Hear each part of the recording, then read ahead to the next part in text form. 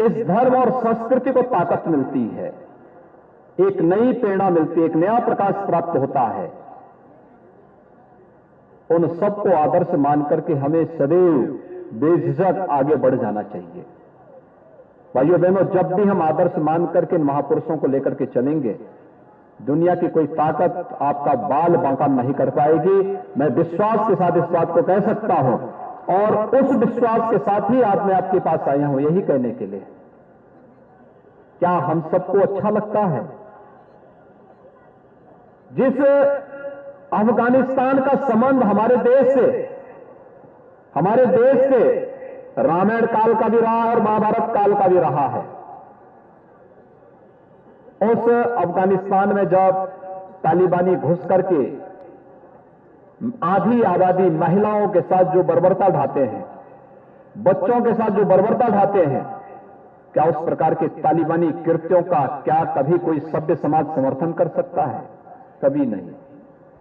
कोई सभ्य समाज इस प्रकार की बर्बरता का समर्थन नहीं कर सकता, कभी नहीं कर सकता, करना भी नहीं चाहिए। जब भारत की धर्म और संस्कृति को बचाने के लिए एक तरफ आजाद भारत में देश के अंदर देश की रियासतों को जोड़ने वाले राष्ट्र नायक के रूप में सरदार वल्लभ भाई पटेल थे, जिन्होंने भारत के अंदर उस समय सोमनाथ के मंदिर के पुनरुद्धार के माध्यम से एक नई अलग जगह की सांस्कृतिक क्रांति की नई ज्वाला प्रतिष्ठित की थी। एक तरफ सरदार पटेल हैं जो राष्ट्र नायक हैं, दूसरी तरफ खलनायक के रूप में राष्ट्र तोड़क जिन्ना भी हैं। लोग सरदार पटेल की तुलना अगर कोई जिन्ना से करने लग जाए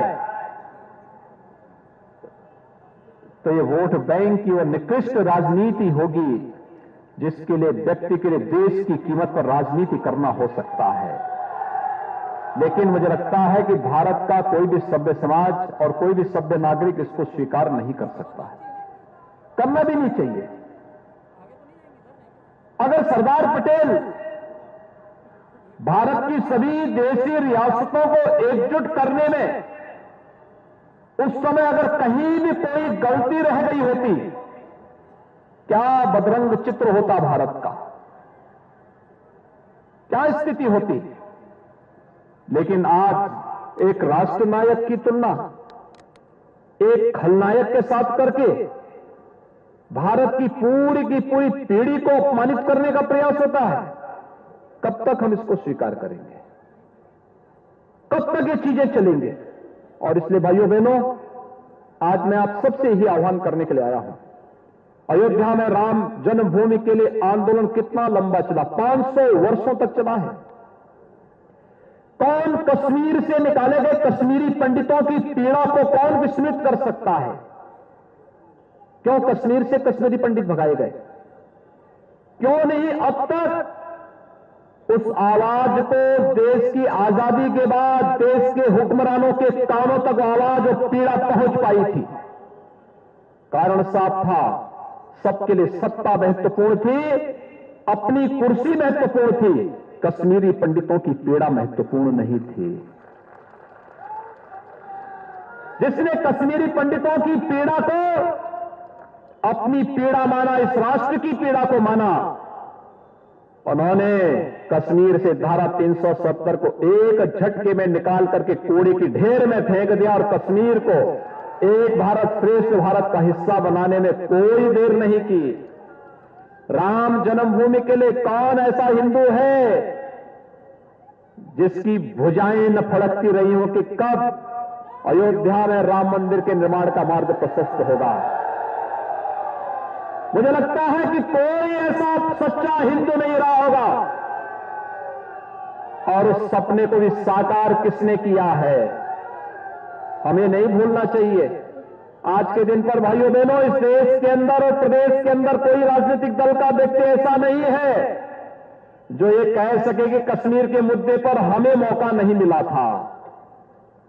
वो ये नहीं कह सकते कि हमें मौका नहीं मिला इसलिए हमने नहीं किया, या अयोध्या के मुद्दे पर वे नहीं कह सकते कि हमें मौका नहीं मिला इसलिए हम नहीं कर सके। जब आपको मौका मिला तो आप राम भक्तों पर गोलियां चला रहे थे, हर व्यक्ति जानता है। जब आपको मौका मिला था तब आप कहते थे राम और कृष्ण तो हुए ही नहीं। जब आपको मौका मिला था तब आप उस समय कहते थे कि अयोध्या में तो परिंदा भी पर नहीं मार सकता। लेकिन हमें मौका मिला तो हमने भव्य दीपोत्सव का आयोजन जरूर किया।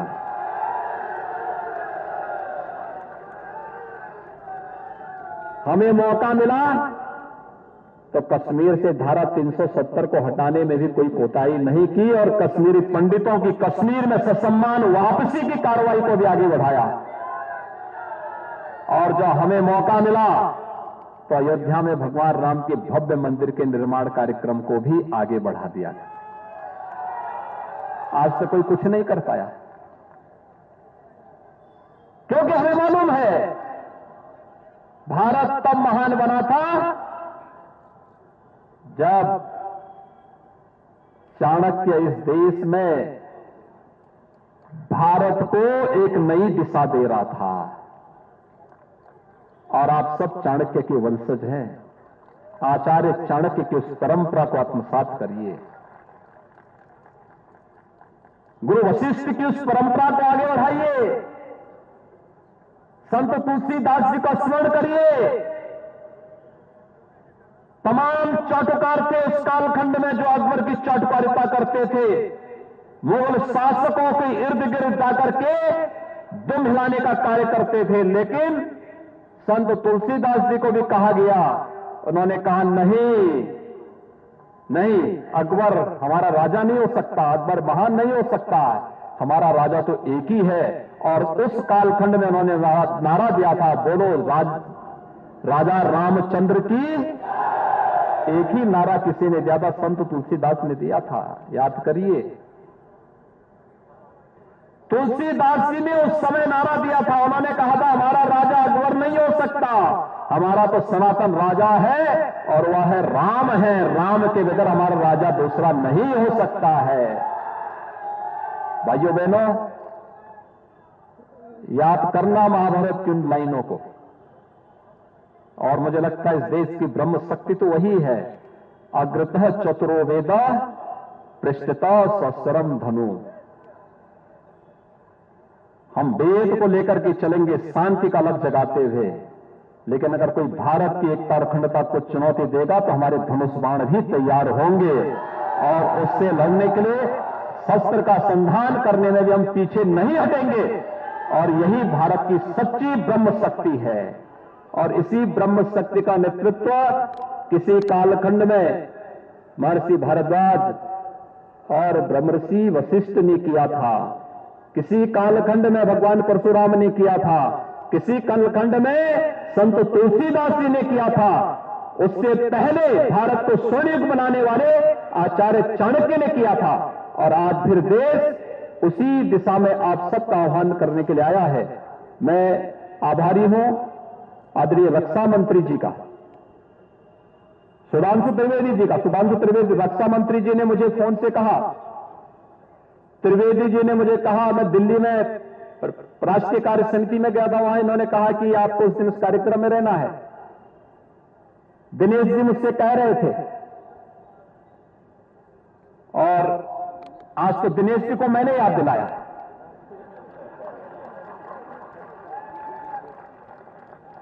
लेकिन मैं सचमुच धन्यवाद दूंगा माननीय श्री शिवशंकर अवस्थी जी का, जिन्होंने आज ये भव्य आयोजन यहां पर करके आप सबसे संवाद करने का अवसर दिया है।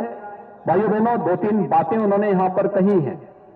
दिनेश शर्मा जी ने भी इस बारे में कहा हुआ, हम सबकी आत्मा संस्कृत और संस्कृति में बसती है। संस्कृति के लिए सरकार के द्वारा क्या कार्यक्रम चलाए गए हैं, गो रक्षा का क्या अभियान प्रदेश के अंदर चल रहा है, क्या कार्यक्रम चल रहा है, ये भी डॉक्टर दिनेश शर्मा जी ने आपके बीच में यहां पर कहा है, पूरे विस्तार से कहा है। राम जन्मभूमि में भगवान राम का भव्य मंदिर, काशी में भगवान विश्वनाथ मंदिर और विश्वनाथ धाम का पुनर्निर्माण और पुनरुद्धार की कार्रवाई, और विंध्यवासिनी धाम का पुनरुद्धार की जो कार्रवाई चल रही है, यह संस्कृति के संरक्षण की ही कार्रवाई का हिस्सा है। और हम सबको मिलकर के इस अभियान को आगे बढ़ाना होगा। संस्कृत और संस्कृति रहेगी तो दुनिया की कोई ताकत भारत का बाल बांका नहीं कर पाएगी, क्योंकि भारत में तो मुझे लगता है कि जब तक ब्रह्म तत्व जीवित है तब तक भारत का कोई बाल बांका नहीं कर पाएगा, ये मेरा विश्वास है। मैं एक बार फिर से आप सबका अभिनंदन करता हूं। सम्मानीय श्री शिवशंकर अवस्थी जी का हृदय से धन्यवाद देते हुए आपके इस पूरे कार्यक्रम के प्रति अपनी शुभकामनाएं देता हूं। धन्यवाद। जय हिंद।